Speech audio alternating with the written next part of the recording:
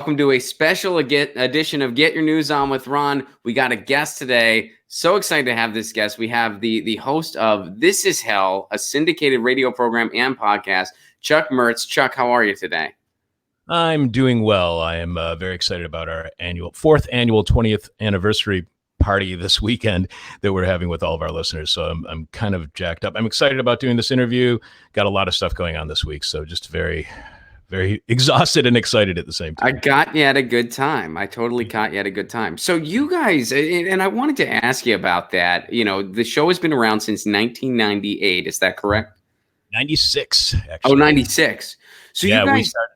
we started a long time, like in 96, with having people like, I'm not too sure if you're familiar with this musician and artist named Wesley Willis. We had a lot of different things on the show. We had a guy on who made the Lusitania out of toothpicks. And that model is like 15 feet long, and it's showing at a museum, permanently on display in a museum in Baltimore. So we were doing all these kind of wacky things at the beginning, and then we kind of morphed into something else.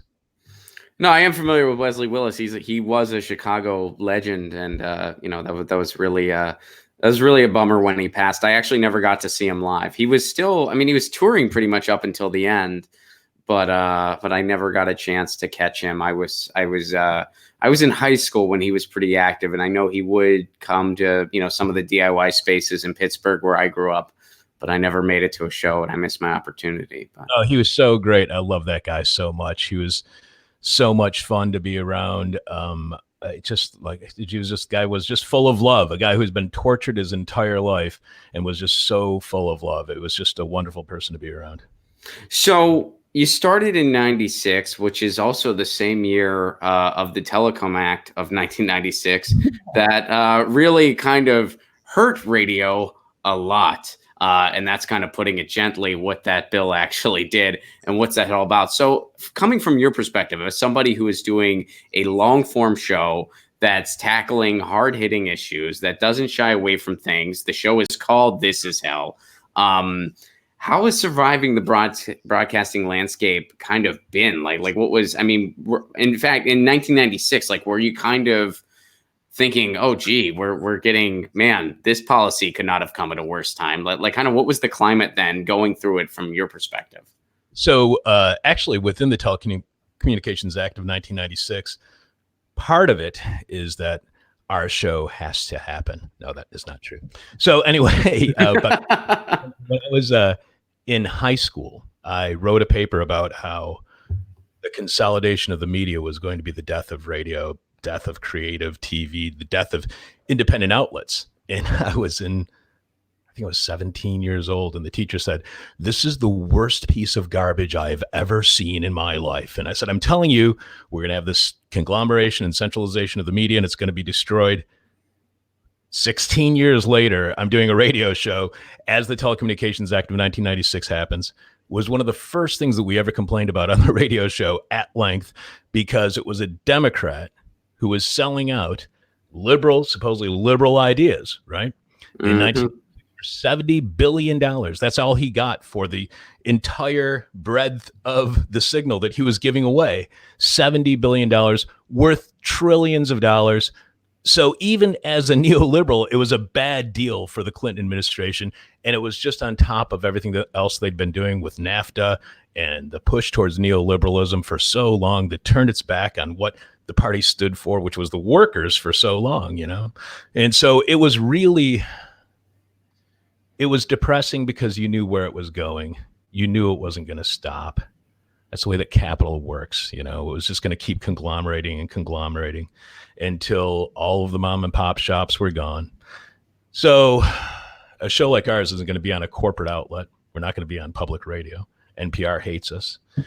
So it's not like we're going to have any other outlet other than community radio stations now. Though in the past, we would have been on a radio station here in Chicago, a commercial radio station, immediately, because there were so many independent outlets, but not anymore. Everything's owned by corporations. Everything's automated. I know people who work at radio stations that are run out of mobile homes in small towns in Upper Michigan, and that all they do is they just go in every 12 hours and change the tapes or change the settings for the computer so you can get the same thing that you're getting in Oscoda, Michigan as you're getting in Fort Worth, Texas. And all the same crap, and nobody knows what's actually happening locally. I have friends up in the UP who said that they went to their local radio station because they couldn't figure out why traffic had stopped for miles. There was no local radio station to tell them the bridge is out. That's something that no longer exists. That just doesn't exist anymore. So, well, there was that story where the train derailed in the Dakotas and it released all that poison gas, and there was no local radio. Like all the radio was being piped in from like Denver or something. So everybody was just like, "The weather's great," and like there was poison gas in the air, and there was no one on the local dial to do anything about it. It's always so funny when I hear people say, it's really weird. No matter where you go, radio sounds the same. And I'm like, it doesn't have to do with where you are geographically. It's still the same stuff being pumped from this pipe from the same place that you get all of this junk. And not only that, they're huge corporations. Okay. They're not little independent shops. So a huge corporation, what is the likelihood that they're going to have some sort of progressive communist socialist intent? They're not going to. They're only going to be focusing on what's best for capitalism and defending capitalism all the time. So that conglomeration eliminated the voice of those who were having any kind of analysis or critique of capitalism whatsoever. And that's something that's not allowed on the airwaves. And the thing that we try to focus on are having the people on, having the perspectives on, and having the stories on that nobody else is discussing. And not discussing, but purposely avoiding. Yeah. So that being said, it's really depressing. It's a really depressing life. I cannot tell you, everybody, do not do what I do for a living. You are on the brink of the abyss and suicide on a regular basis. Do not do this. This is really depressing. I'm doing this. But you're having a party this weekend. Sure. You're gonna, you're gonna let your hair down there. Sure.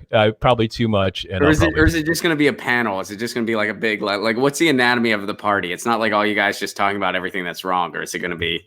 Oh, no, it is the opposite of that. So what we do is we have live bands playing downstairs. The first band is a band called Timbuktu, who's coming in from Senegal.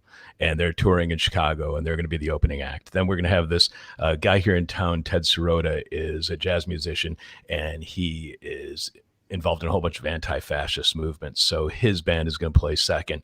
After the whole show is over, he's going to do what he said, "Hey, can I do some anti-fascist DJing afterwards?" I have no idea what that means. Anti-fascist. I don't know what that means. I asked the guy who owns the bar, and he goes, "I think that means that the turntable, the electricity is run by like a squirrel on a treadmill." He goes, I have no idea what anti-fascist, so we'll find out. And then the third band is Vivian Garcia. She's going to be playing with her brother and another musician. She played here last year. She was absolutely outstanding, an acoustic guitarist and singer, just wonderful. So that's going on downstairs in the bar. Then out back in the beer garden, we have free food. We get kebabs from this Lebanese market next door. And so we're going to grill up all that stuff. And then upstairs, where my studio is, we share a space up here with an art gallery called Second Story Studios, because it's on the second story. So that's a clever name. I see what you did there. Yeah, see? Clever, huh? And only about 100 other people have come up with the same idea for places that are on the second story. So, but anyway, and then up here, we're going to have an art opening. And all of the artists were suggested by listeners, just like all of the guests this month were suggested by listeners, because it's Listener Appreciation Month. So we have food, we have music downstairs, we have art upstairs, and then we have a raffle and prizes. And we always give out some pretty weird stuff for prizes. So you know what? Since you brought up a lot of live music, I got to ask you, give me something to listen to. Throw something at me, and I'll make it a song of the day. Song of the day. That's tough. How about Damaged Goods by Gang of Four? All right. Classic choice. Okay. Right on. Appreciate it. Kind of stuff that really radicalized me when I was a punk. Nice. So are you from Chicago then? Did you grow up in Chicago? No, I was born in Detroit, raised across 8 Mile from Detroit in a town called East Detroit, which was 50,000 people and 6 black people. So it wasn't segregated in any way. Don't get that impression whatsoever. So right across 8 Mile, there's 75% African-American population in East Detroit. It's 99% white. It was an incredibly racist time, and it was an incredibly racist town. So I was raised and they're so embarrassed of being part of East Detroit, they actually changed their name to East Point thinking that people will mistake it for Grosse Pointe, which is impossible to do. I'm legally blind. There's no way I would ever mistake East Detroit for any of the Grosse Pointes. So I was raised in East Detroit, and then moved to Chicago in my 20s when I was a college dropout. And I've been here ever since. I was just wondering. So what was going on musically in Chicago when you first got to town then? Oh, like, Urge Overkill and that kind of all the, oh man, I'm starting to blank on the other bands' names. A whole bunch of punk bands that were coming out around that time were all playing. And I actually ended up getting to know some of those people. One of the guys, one of our original producers our original producer on our show was in a band called OK Go for a while. He was one of the original writers and guitarist for the band. And and we've had, a lot of people on our show toured with Wesley Willis and a Fiasco. And so at that time, I'd been a DJ, doing music DJ and being a radio DJ for music stations in Michigan. And I kind of hated it because I felt like, oh, this is how horrible I am. I thought all that a song was a commercial for an album. And so I thought, I don't want to just be selling commercials. I want to be doing something else. I felt really like I just didn't want to just sit there and help out the music industry. So when I got to Chicago, what I decided to do was drop out of school and just kind of be an autodidact, try to learn it myself. So I got a job in a bookstore and I just read until I decided that I wanted to do this radio show. Nice. So for somebody who isn't familiar with This Is Hell, somebody who might not even be paying attention to the political landscape all that much, and they might be like, well, is this hell? Really? What if it's just purgatory? Could it maybe be heaven? I don't know. I feel like things are okay. What do you say to that person? Where do you tell them to start? Well, first of all, with your catalog. Okay. Oh, with our catalog of stuff to listen to? Oh, yeah. Well, I would say first thing you got to listen to is, so we started podcasting before it was called podcasting. We started podcasting on September 15th, 2001, 4 days after 9/11. And what we would do is we would put real audio files online, and then people could, download them if they want to. So it wasn't streaming podcasting yet, but it was podcasting. So that first show, on September 1st, 2001, we had interviewed Noam Chomsky for the very first time, and we talked to him for 58 minutes, and it's an outstanding conversation with Noam, not because of my questions. I think I asked 4. It's his 4 or 5 15-minute responses that are they'll just blow your mind. So it's, 10 days before 9/11. 9/11 happens. I call up Noam and I'm like, can you come back on and we'll do a follow-up? And he's like, sure. And so he comes back on 4 days after 9/11. We do the first live interview with Noam Chomsky. That was after 9/11, first live interview with Noam Chomsky after 9/11. And he was outstanding again. And he basically predicted everything that was going to happen over the last 18 years. So if you were going to start anywhere with our show, and I know these interviews are 18 years older. I wasn't as good of an interviewer at the time.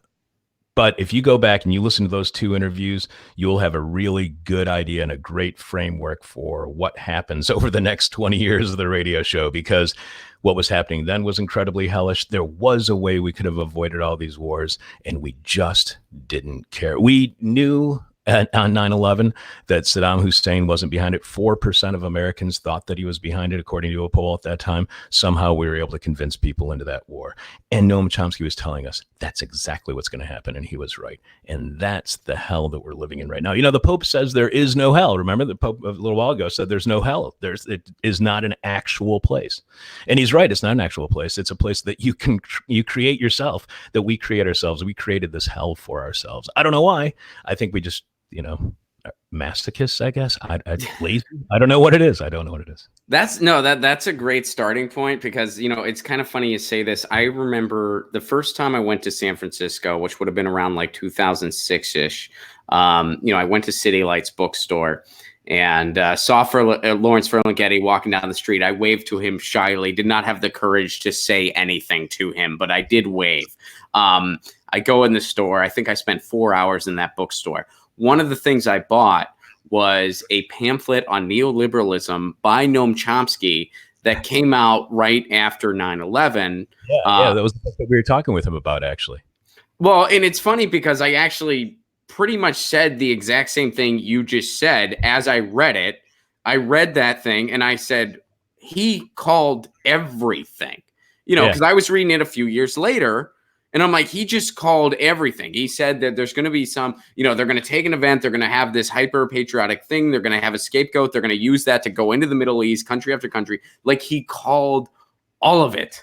Yeah. And that was just such an, just such an eye-opening moment, even at a point where I was, adamantly against the war. I was against the war. I mean, that's kind of what radicalized me in the first place because, when I was in high school, I didn't care about much else other than playing in my goofy garage punk band and skateboarding.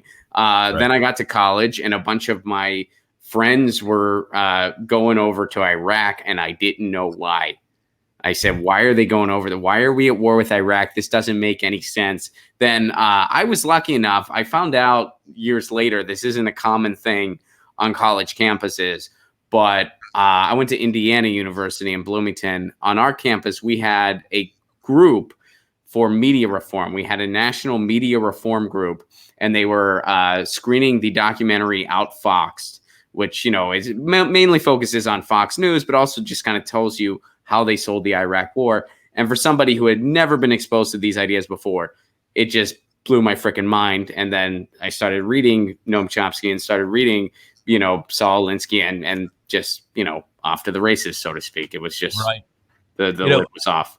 In Manufacturing Consent, when I saw that movie and I read the companion book that he and Edward Herman did together, that really kind of gave me like you said, a launching point. It gave me a foundation for what I was thinking about, how I felt about the world around me. And so that's why, even though his book is called Manufacturing Consent, that's why one of the taglines that we do on our show is Manufacturing Dissent since 1996, because that's what we do on the show. That's all it is dissent, because dissent doesn't have a place on corporate radio.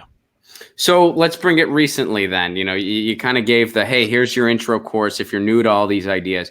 Right. What are some of the things recently that have really kind of blown your mind with everything that's going on right now? Who were some guests where you were just like, oh, man?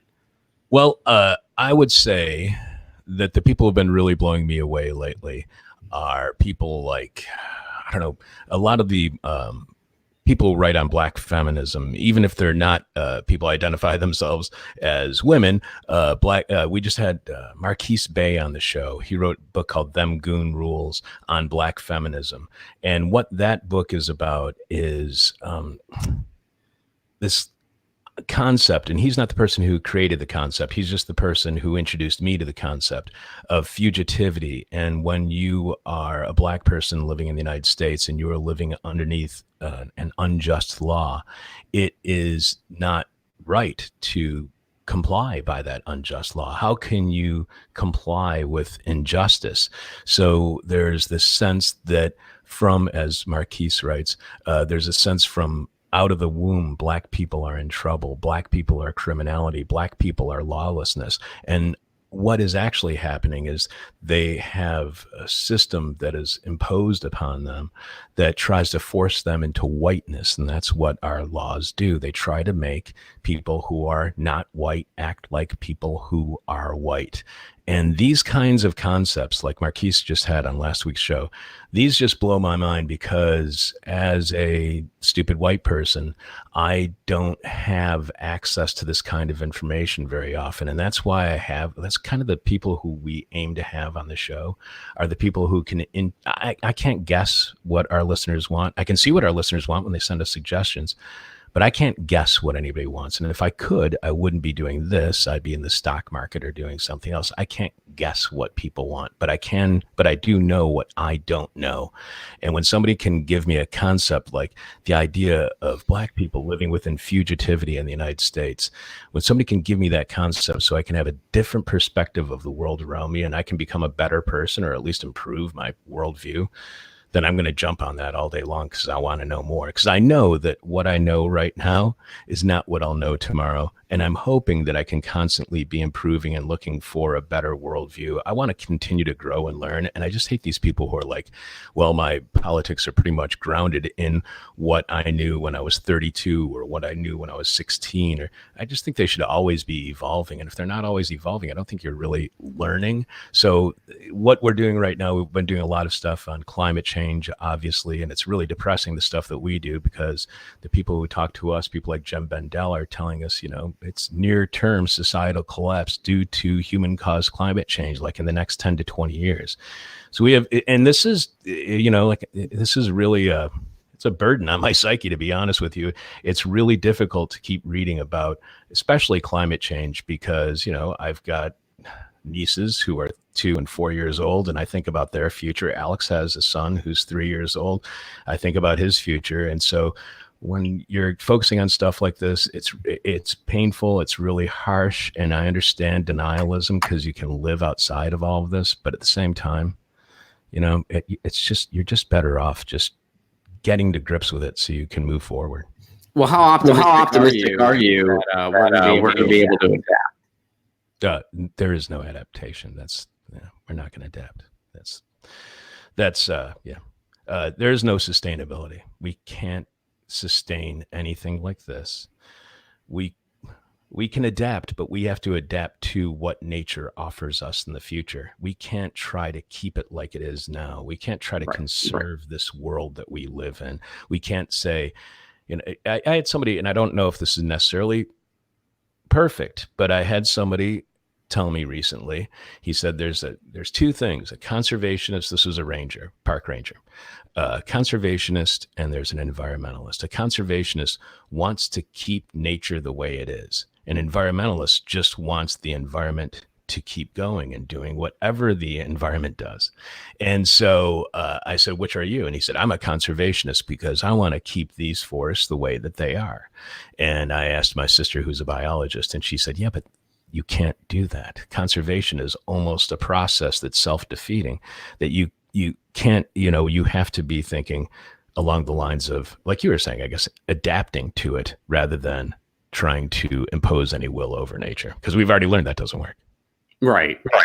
Yeah. And I guess that's because I kind of do something similar to you, where, I don't have as many climate change oriented guests, because I just don't do like a ton of guests in general, but I will contact all of my scientist friends and just basically sometimes a text as simple as, hey, are we going to be okay? Right. And then if they don't give me an answer I want to hear, I ask somebody else. I'm down to dude who sat next to me in 10th grade chemistry. Still haven't heard an answer I liked, but Exactly. So what are you hoping for 2020? Well, that I'll still be alive. That's a big plus. Also, I have a very large portfolio of unscratched instant lottery tickets, so I'm looking forward to that in 2020.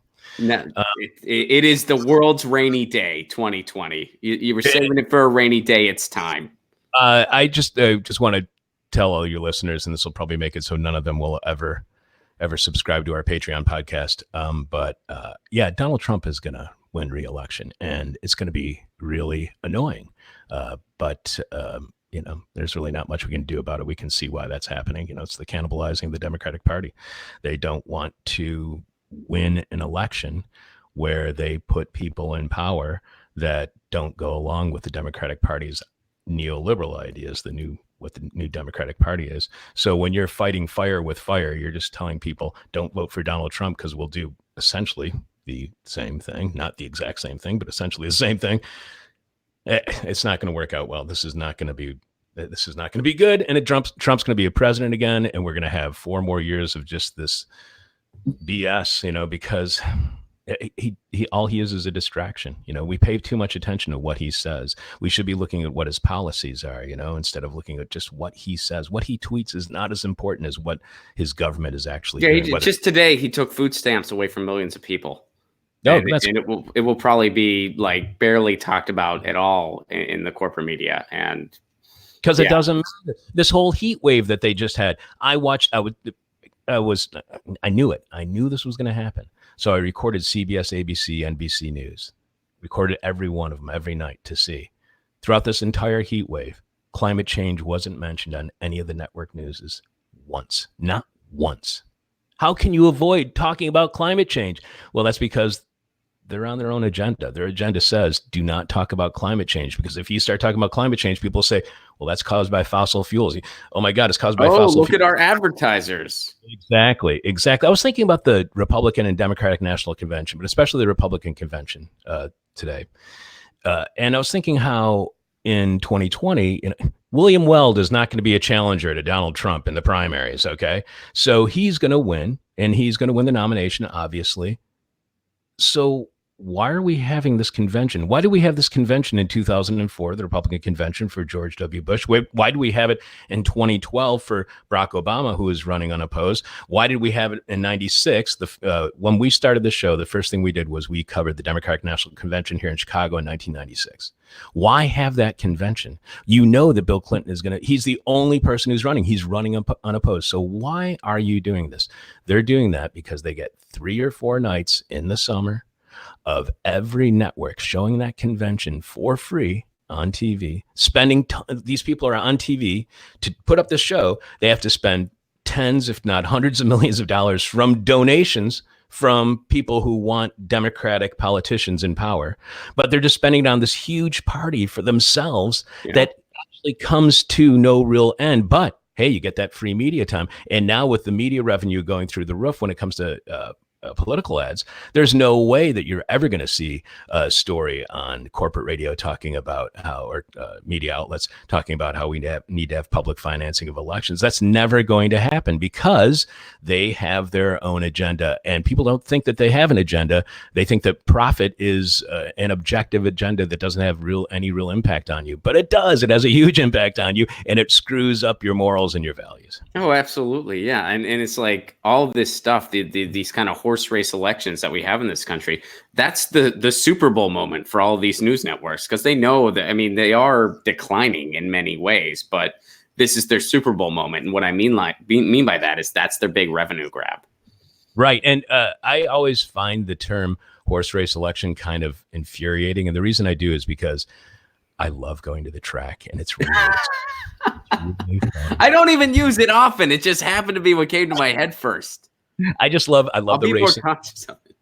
I one time I took a whole bunch of acid, went to a racetrack, looked at that racing form, and it just spoke to me, and I won every bet I played. Yeah. I haven't won a single bet at a track since then. Did you ever listen to a band called The Hold Steady?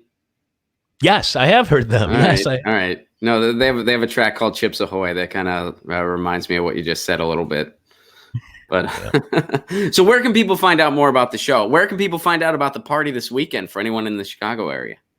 So you can go to our website, thisishell.com, and you can find out. That's basically where you just find all of our podcasts and then interviews kind of separated every week and correspondence reports and that kind of stuff.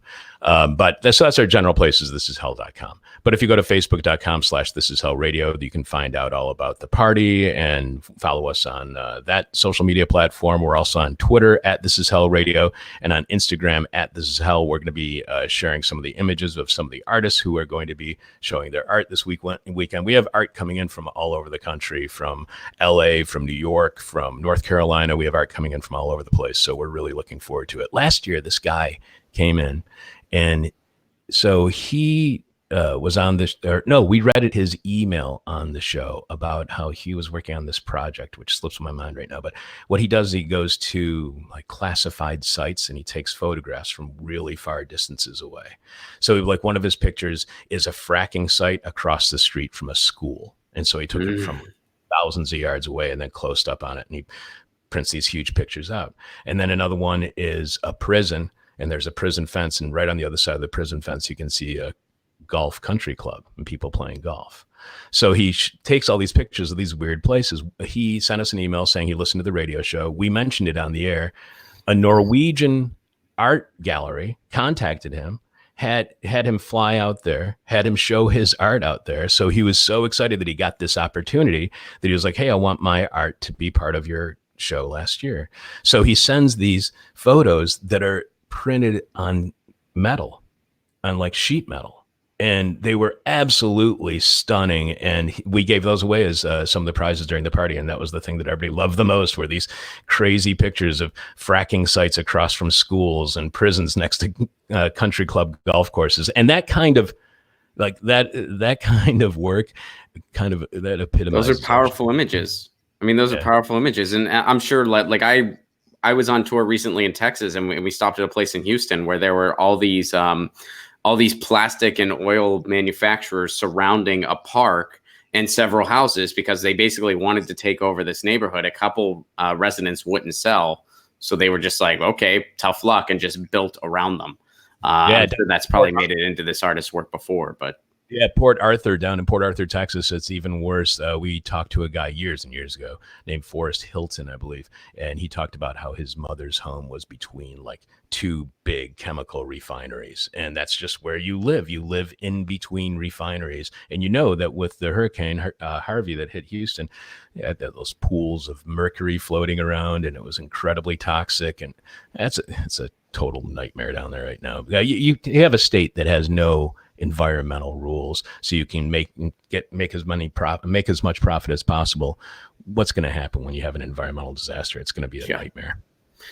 Well, Chuck, thank you so much for doing this. This is hell.com. This is hell. See, there you go. It came full circle. Exactly. It's a nightmare. This is hell.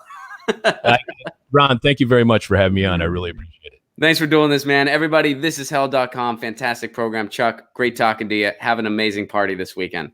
All right. Stay beautiful, my freaky friend. Cheers.